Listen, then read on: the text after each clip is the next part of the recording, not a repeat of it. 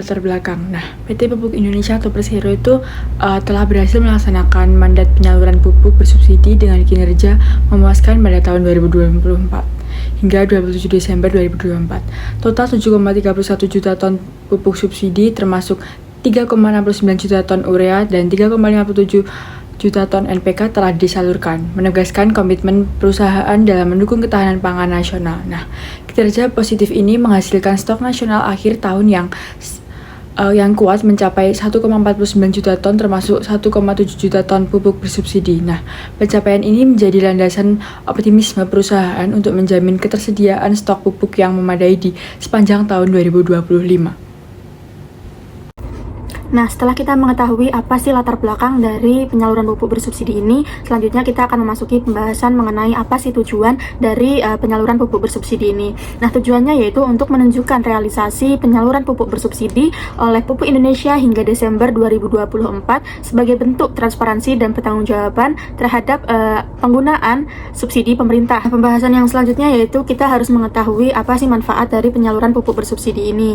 Nah, manfaatnya yaitu meningkatnya kemudahan akses petani terhadap pupuk dengan harga yang lebih terjangkau, sehingga biaya produksinya itu dapat ditekan dan produktivitas tanamannya itu dapat meningkat. Masuk ke pembahasan inti mengenai apa sih keterkaitan dengan ekonomi publik. Analisis yang pertama yaitu mengenai eksternalitas. Nah, penyaluran pupuk subsidi menciptakan eksternalitas positif karena membantu petani meningkatkan produksi dengan biaya yang lebih rendah, dan manfaatnya itu meluas, bukan hanya pada petani dan sektor produksinya saja, tetapi ke masyarakat melalui ketersediaan pangan yang lebih stabil dan harga yang lebih terjangkau. Program subsidi pupuk masih sering terjadi asymmetric information, di mana pemerintah itu kurang tahu persis siapa petani yang benar-benar berhak atau benar-benar butuh subsidi pupuk tersebut. Jadi banyak yang salah sasaran, banyak subsidi yang disalurkan ke orang yang salah. Analisis yang kedua yaitu mengenai government failure. Yang pertama ada rent seeking atau orang-orang tertentu itu berusaha mengambil keuntungan pribadi. Yang kedua ada knowledge constraint, di mana datanya itu sering nggak akurat. Jadi data para petani itu tidak diperbarui atau ada yang ganda, otomatis penyaluran subsidi tersebut itu juga salah. Yang ketiga ada timing issues. Pemerintah itu memberikan subsidi pupuk tersebut atau menyalurkan subsidi pupuk tersebut kepada para petani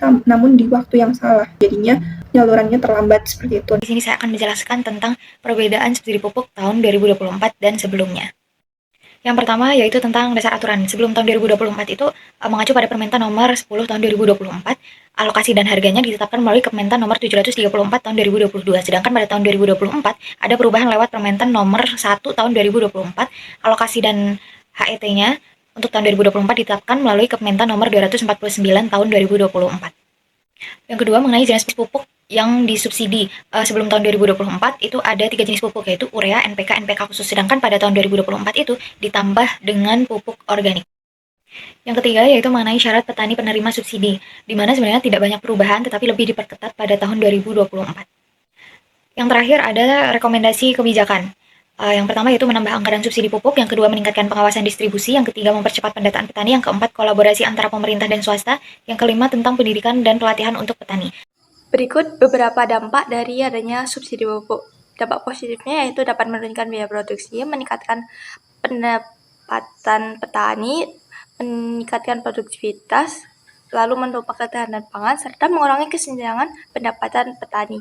Lalu dampak negatifnya yaitu terjadi ketergantungan petani kepada pemerintah dengan adanya subsidi, lalu distribusinya tidak merata, lalu ada ketidakefisien penggunaan pupuk, serta membebani anggaran negara.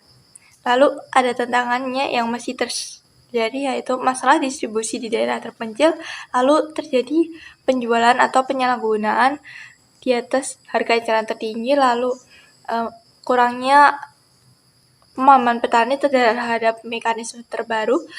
Selain itu terjadi lemahnya pengawasan daerah, lalu adanya ketidaktepat sasaran. Solusi yang pertama itu dengan perbaikan distribusi di daerah terpencil dengan penguatan jaringan distribusi seperti kerjasama dengan BUMDes atau koperasi desa gitu. Lalu yang kedua dengan pencegahan penyalahgunaan dan penjualan di atas HET atau harga eceran tertinggi dengan pelaporan harga secara online. Ketiga ada dengan edukasi petani dengan mekanisme yang baru dengan cara sosialisasi langsung. Lalu yang keempat dengan penguatan pengawasan daerah. Yang kelima yaitu dengan perbaikan ketepatan sasaran, jadi bisa dengan pembaruan data yang dijadwalkan, jadi tidak adanya data yang salah. Nah, untuk materi selanjutnya yaitu ada kesimpulan. Nah, subsidi pupuk itu menunjukkan kinerja penyaluran yang baik, berhasil menekan biaya produksi dan menopang ketahanan pangan. Nah, namun kebijakan ini gagal mencapai efektivitas maksimal karena adanya informasi asimetris dan government failure yang menyebabkan penyalahgunaan distribusi tidak merata dan ketidaktepatan sasaran. Nah, solusi yang mendesak diperlukan itu adalah validasi data penerima dan digitalisasi pengawasan.